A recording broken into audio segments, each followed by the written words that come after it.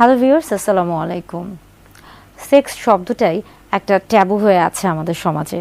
সেখানে sexual intercourse নিয়ে যদি কথা বলি এবং তাও যদি বলে থাকি যে আইডিয়াল সেক্সুয়াল ইন্টারকোর্সের সময়টা কতটুকু বা আদর্শ এই যে যৌনক্রিয়াটা আছে, এই যৌনক্রিয়ার স্বাভাবিক সময়টা কতটুকু, এটা নিয়ে কথা বললে হয়তোবা অনেকেই খুব বেশি বিব্রত হয়ে যাবেন, কিংবা অনেকে মনে করবেন যে এটা কেমন একটা বিষয় নিয়ে কথা বলছি, এটা কি কখনো সম্ভব।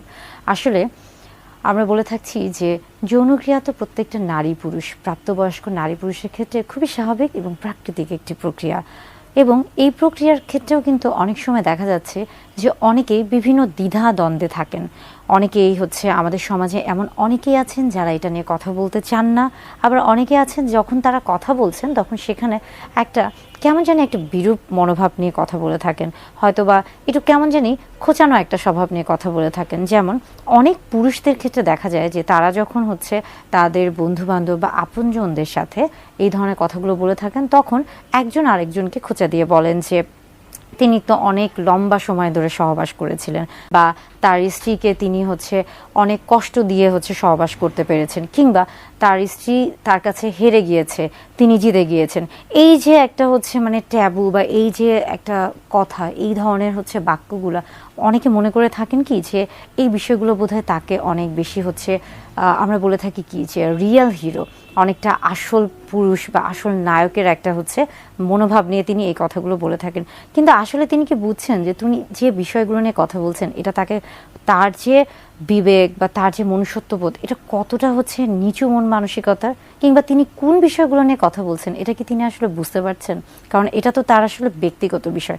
তাহলে কেন তিনি তার ব্যক্তিগত বিষয় নিয়ে আরেকজনের সাথে সমালোচনা করছেন বা আলোচনা করছেন, এবং কেনই বা তিনি আরেকজনের কাছে তার স্ত্রীকে ছোট করছেন? আচ্ছা, মূলত সহবাসের ক্ষেত্রে যে আদর্শ সময়টিকে বিবেচনা করা হয়ে থাকে তার আগে বলবো যে একটি গবেষণা করা হয়েছে, এবং সেই গবেষণায় প্রায় 500 দম্পতির উপর গবেষণাটি চালানো হয়ে থাকে।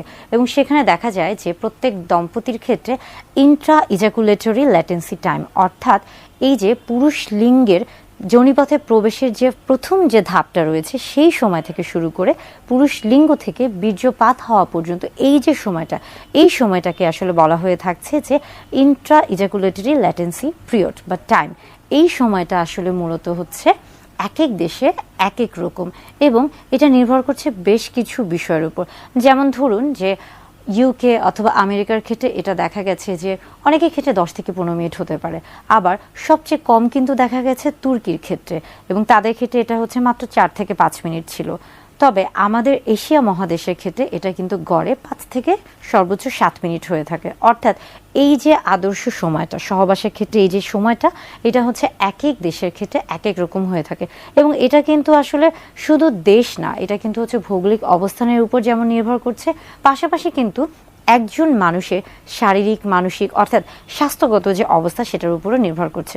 ধরুন একজন অনেক বেশি রোগে আক্রান্ত এবং অনেক ধরনের ওষুধ খেয়ে থাকছেন, কিংবা তিনি বেশ কিছু আমরা বলে থাকি ক্রনিক ডিজিজ বা কোমরবিড কন্ডিশন, যেমন ধরুন যে ডায়াবেটিস বা উচ্চ রক্তচাপ, এই ধরনের সমস্যায় ভুগছেন, কিংবা অনেক বেশি ওজন আধিক্য রয়েছে তার মধ্যে, তাহলে কি তিনি কি আসলে একইভাবে কি সেই আদর্শ সময়টি বজায় রাখতে পারবেন? না, তার ক্ষেত্রে কিন্তু এই সময়টি পরিবর্তন হয়ে থাকবে।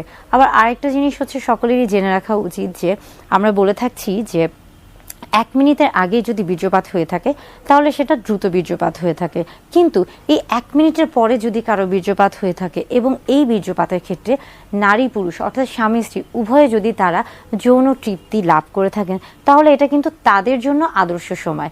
অর্থাৎ ওই যে আমেরিকা বা ইউকে বা তুর্কি বা এই যে এশিয়া মহাদেশের এই যে সময়টা, এটার সাথে আসলে কখনো নিজেকে মেলাতে যাবেন না।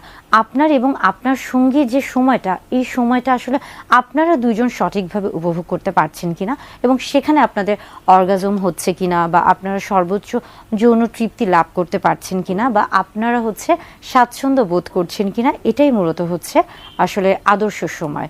এবং আরেকটা খুব গুরুত্বপূর্ণ বিষয় হচ্ছে যে সহবাসের ক্ষেত্রে কখনোই তাড়াহুড়া করতে যাবেন না, কখনো মাথায় এই জিনিসটা নেবেন না যে আমাকে 20 মিনিট 30 মিনিট হচ্ছে করতে হবে পারতে হবে, এটা আসলে কখনোই সম্ভব না। মূলত আমাদের এই যে এশিয়া মহাদেশে যে সকল পুরুষ রয়েছেন তাদের ক্ষেত্রে এটা আসলেই হচ্ছে হতে পারে, হতে একদম যে হতে পারে না তা না, তবে এটা অনেকটাই কিন্তু অসম্ভব বলেই বিবেচনা করা হয়ে থাকে। তাই সময়ের পিছনে আসলে না ছুটে সময়টাকে উপভোগ করুন এবং দুজন দুজনকে প্রাধান্য দিন, দুজন দুজনের ভালো লাগার উপর প্রাধান্য দিন, দুজন দুজনের আসলে যৌন তৃপ্তিটা দুজন সর্বোচ্চ সুখ লাভ করতে পারছেন কিনা সেটার উপরে প্রাধান্য দিন।